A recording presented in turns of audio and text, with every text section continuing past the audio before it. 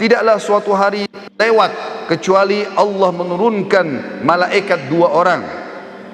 Yang satu berkata, ya Allah, berilah ganti rezeki yang luas bagi orang yang berinfak. Dan yang satu lagi mengatakan, ya Allah, berikanlah kebinasaan dan kesempitan hidup bagi orang yang kikir. Yang kedelapan, pahala sedekah tidak pernah terputus dan akan terus dipanen oleh orangnya walaupun dia sudah meninggal dunia. Sebagaimana hadis yang masyhur diriwayatkan oleh Imam Muslim, kata Nabi SAW, idza mata ibnu Adam inqata amalu illa min thalath, sadaqatin jariyah au ilmin yuntafa'u bihi au waladin salih yad'u lah. Apabila anak Adam meninggal dunia maka terputus segala sumber pahalanya kecuali dari tiga, sedekah jariyah.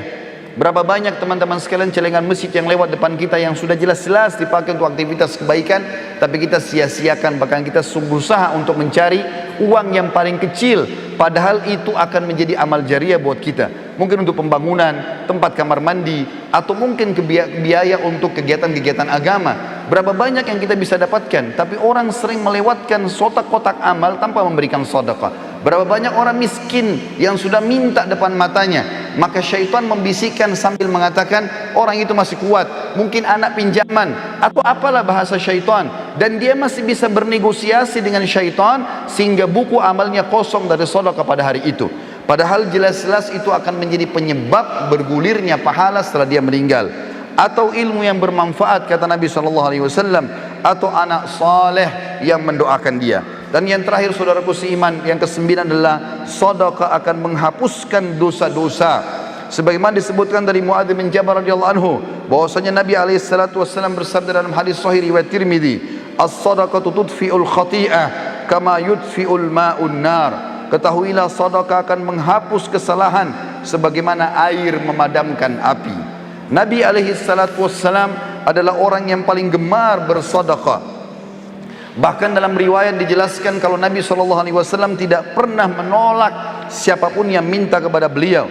Dari Jabir bin Abdullah radhiyallahu anhu beliau berkata, ma su'ila Rasulullah SAW syai'an qad faqala la. Tidak pernah Rasulullah SAW dimintai sesuatu lalu dia mengatakan tidak. Juga dari Anas bin Malik beliau berkata, ma su'ila Rasulullah SAW alal islami syai'an illa a'tah, wa laqad ja'ahu rajulun fa'atahu ghanaman baina jabalaini faraja ila qaumi faqala ya qaum aslimu fa inna Muhammadan yu'ti ata'an la yakhshal faqr. Tidaklah Rasulullah SAW dimintai sesuatu kecuali pasti beliau selalu memberi. Bahkan beliau pernah memberi seseorang yang belum masuk Islam ada domba yang berada di antara dua gunung, sampai akhirnya dia pulang ke kaumnya lalu mengatakan, hai kaumku, masuklah kalian ke dalam Islam karena Muhammad memberikan pemberian yang tidak akan pernah membuat kita miskin. Bahkan Nabi SAW mengajarkan para istri beliau, di antaranya beliau berkata kepada Aisyah pada saat sudah menyembelih seekor domba, lalu beliau bertanya waktu sudah disuruh bagi-bagikan, kata Nabi SAW, bagilah. Maka Nabi SAW balik setelah itu bertanya kepada Aisyah, ma baqiya minha, apa yang tersisa darinya hai Aisyah? Qalat, maka Aisyah berkata radhiyallahu anha, ma baqiya minha illa katifuha, tidak tersisa lagi ya Rasulullah kecuali bagian lengannya saja, dan itu pun saya siapkan untuk anda.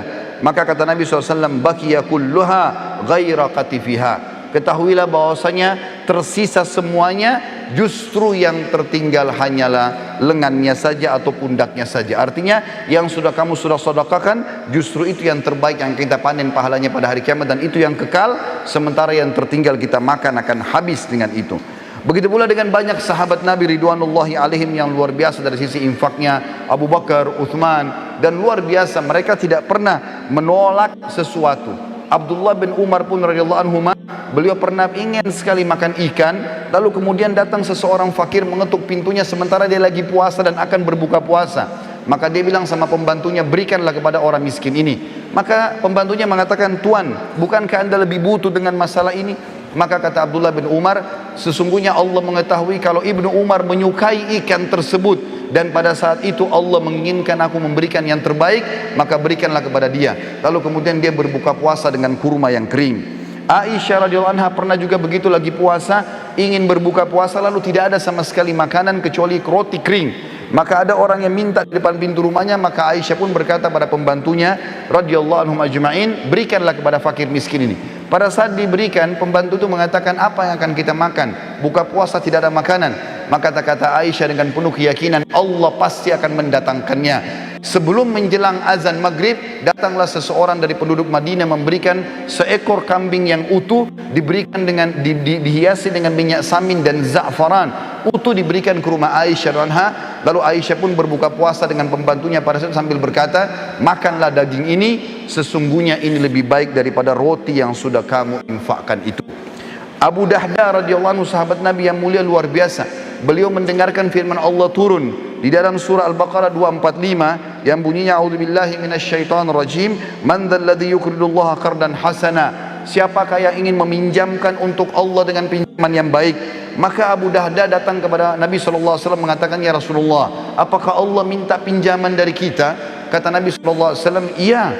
Maka kata Abu Dahda, ulurkan tanganmu ya Rasulullah. Lalu diulurkan tangan Nabi SAW, lalu dia memegang mengatakan, aku telah meminjamkan kebun kurmaku kepada Allah, isinya 600 pohon kurma, semuanya karena Allah.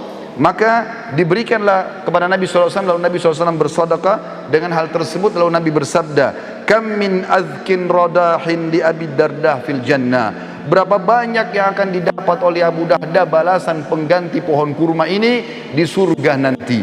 Terus Nabi SAW ulangi sampai banyak di antara sahabat yang menangis melihat sedekah tersebut.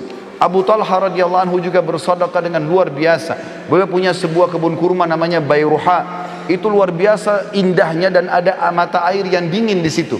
Nabi SAW suka minum dari situ setiap harinya.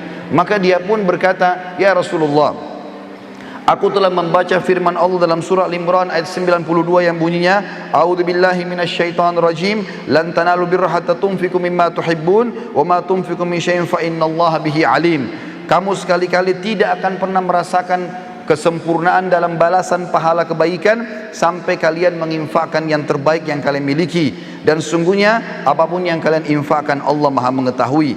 Maka dia pun berkata, sesungguhnya harta yang paling aku cintai adalah perkebunan kurma Bayruha, dan aku ingin menginfakkannya di jalan Allah. Maka Nabi SAW mengatakan, bakhin, dzalika malur ribh, dzalika malur rabih, wa qad sami'tu ma qultu wa inni ara an taj'alha fil aqrabin. Faqala Abu Talha, af'al dzalika ya Rasulullah. Artinya, sungguh keberuntungan kau hai Abu Talha, sungguh keberuntungan, hartamu ini menguntungkan sekali, dan aku telah mendengar kau menginfakkan di jalan Allah, dan aku memerintahkan kamu untuk memberikan kepada sanak kerabatmu terdekat. Abu Talha pun mengatakan iya.